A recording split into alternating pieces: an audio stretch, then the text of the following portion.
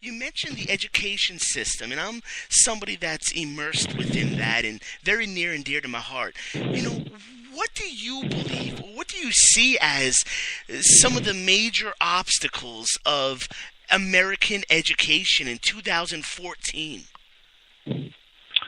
Well, the educational system, unfortunately, is under pretty severe attack. It's not called attack, it's called reform.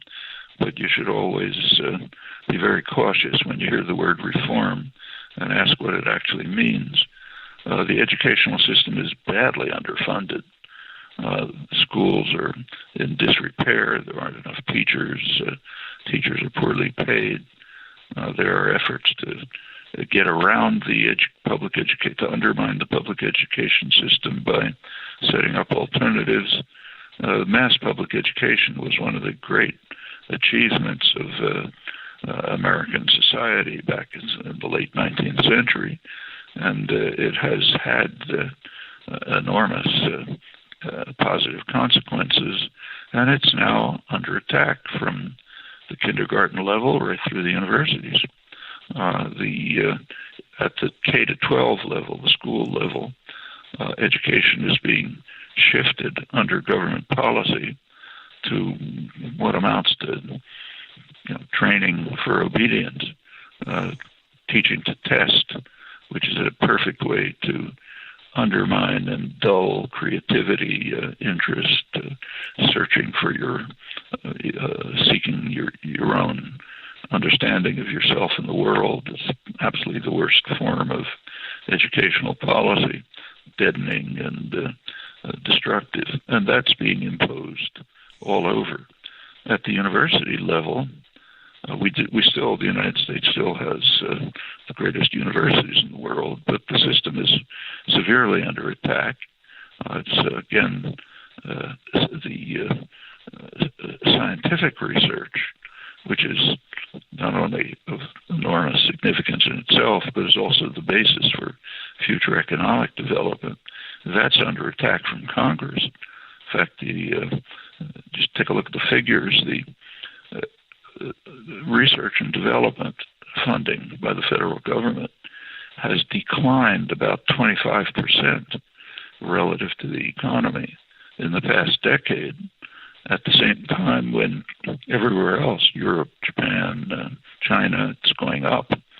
The students now leave college typically with an extremely heavy debt burden.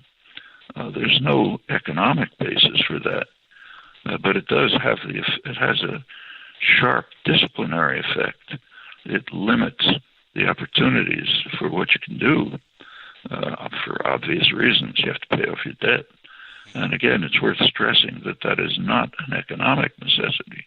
We can see that very easily. Just take a look across the border at Mexico, a poor country, with a pretty good higher education system, but education's free. There was an attempt about 20 years ago to raise tuition, to add a little tuition, low tuition. There was a student strike, national student strike, got enormous popular support, and the government backed down. Well, that's Mexico. Take a look at the rich countries that regularly score the highest in educational achievement, like Finland, Germany, others. Education's free. Higher education's free. In fact, even in the United States, when it was a much poorer country than it is today, back in the 1950s, education for a very large part of the population was essentially free. That's the GI Bill. Brought a huge number of people into the colleges and universities who never would have been able to make it on their own. That was of enormous benefit to them, of course, but also to the society. That's a large part of the reason for the rapid economic growth rate, scientific discoveries. The basis of the high-tech economy that we have today was mostly established then through federal spending, incidentally. Even in the private colleges, like I went to an Ivy League college, University of Pennsylvania, in 1945, but the payment was the tuition was extremely low. I think it was $100 at the time, and you could easily get a scholarship. Wow. These are not economic necessities.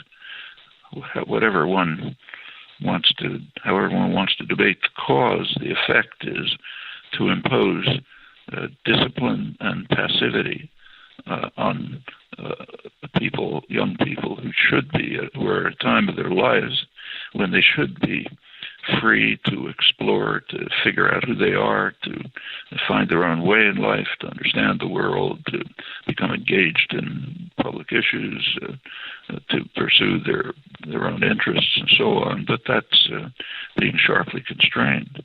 Well, none of this is necessary. These are all social policies, and they're closely integrated, in my opinion, with the policies that are, in fact, imposing something like stagnation, often decline, on the large majority of the population, which is not an economic necessity either. I mean, take our current socioeconomic situation. Just look at the country today. There are tens of millions of people who want to work and are capable of working, have the skills to work, and cannot get jobs. The unemployment figures are misleading because many have just dropped out of the workforce in despair.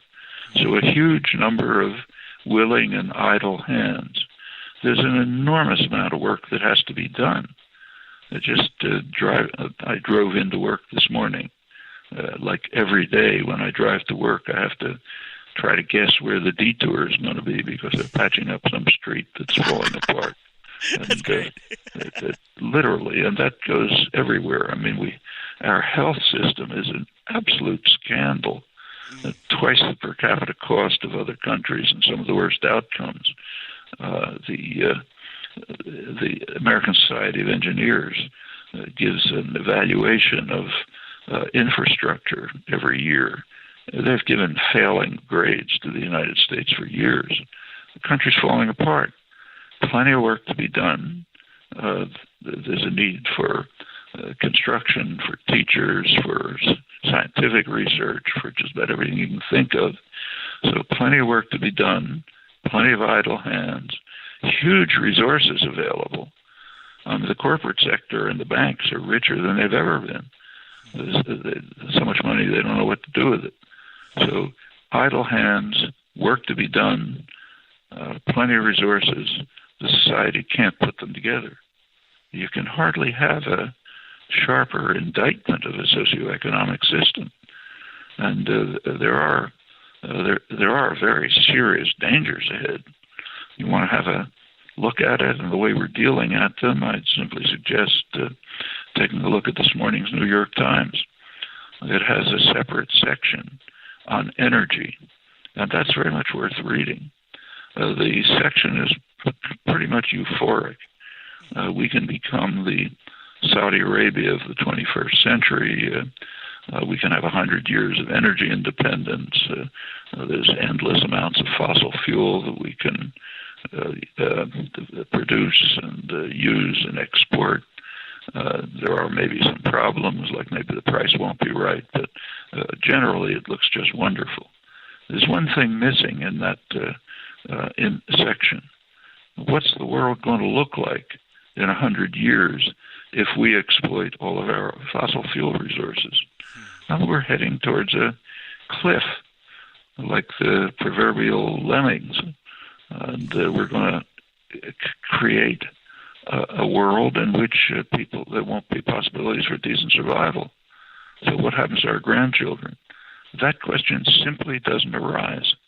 The moral calculus of today's form of capitalism is that profits tomorrow far outweigh the fate of your grandchildren. This is the first time in human history that we have been on the verge of destroying the possibility for decent existence, and we're marching as fast as we can towards that cliff. The section I just mentioned is a good illustration of it. All of for this, there's an enormous amount of work to be done in this regard. from weatherization of homes to wind farms and solar panels,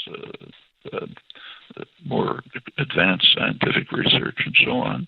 It's not being done because we have to maximize the profit tomorrow for a very small number of people, very small fraction of 1%.